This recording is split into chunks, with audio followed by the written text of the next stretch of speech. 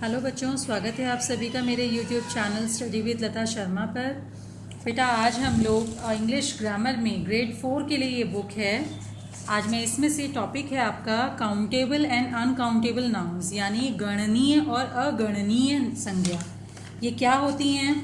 जैसा कि इनके नाम से ही पता चल रहा है, काउंटेबल वो आर्टिकल्स होते हैं जिन्हें गिना जा सकता है, अनकाउंटेबल वो आर्टिकल्स होते हैं जिन्हें गिना नहीं जा सकता। ओके, यहाँ पर आपको ये पिक्चर के थ्रू एक एक्टिविटी दी गई है। यहाँ बता रहे हैं I will take 2 slice of breads and some butter for breakfast. I think I will have some milk and या banana. I am not very hungry, I will just have cereals with some milk. 3 बच्चे breakfast के regarding आपस में बातें कर रहे हैं। कोई कहता है मैं ब्रेड खाऊंगा थोड़े से मक्खन के साथ, कोई कहता है मैं थोड़ा सा दूध और एक केला खाऊंगा, कोई कहता है मुझे ज़्यादा भूख नहीं है तो मैं बस सीरियल्स थोड़े से दूध के साथ खाऊंगा। ठीक है, तो यहाँ पर क्या है, आप देखोगे कि फूड आइटम्स में कुछ चीज़ों को तो इन्होंने काउंट करके बताया, जैसे ए बनाना है ना, जैसे ए बनाना इन्होंने बता दिया, जैसे इन्होंने स्लाइस ऑफ ब्रेड बता दिया, 2 स्लाइस ऑफ ब्रेड है ना।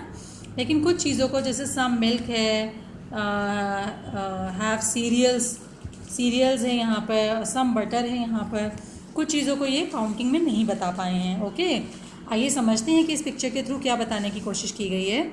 The children are discussing their breakfast. बच्चे अपने नाश्ते के बारे में डिस्कस कर रहे हैं। They mention the exact quantity for some things such as bread and बनाना।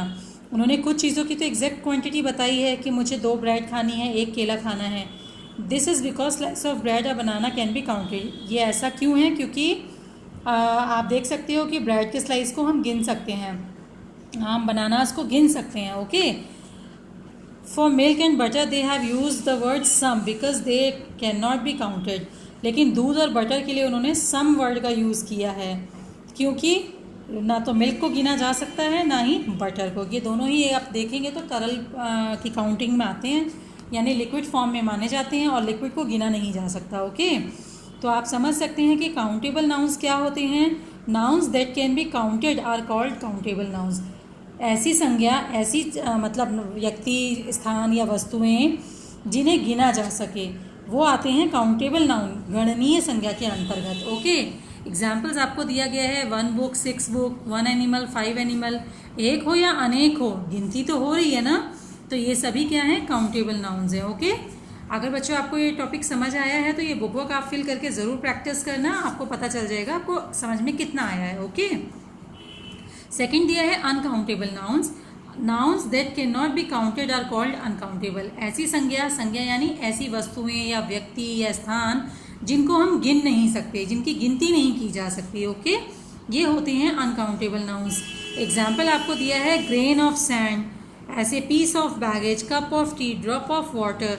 तो क्या होता है कि ये हमारे नाउन्स हैं जिनको हम इन हेल्पिंग वर्ड्स के थ्रू, इन आप कह सकते हो कलेक्टिव नेम्स, कलेक्टिव नाउन्स के थ्रू हम इन चीज़ों के एक मात्रा, एक क्वांटिटी का आइडिया लगा सकते हैं, मगर इनकी काउंटिंग का आइडिया हम नहीं लगा सकते। Okay, uncountable nouns generally take the single form but in some cases they can be take the plural form. Uncountable nouns जो होते हैं नॉर्मली सिंगल फॉर्म में आते हैं, बट कुछ पर्टिकुलर सिचुएशंस में इनकी प्लूरल फॉर्म भी यूज़ हो जाती है। How do we know whether the uncountable noun is singular और प्लूरल? हमें कैसा पता चलेगा कि यहाँ पर जो नाउन यूज़ की गई हैं वो सिंगुलर हैं या प्लूरल हैं?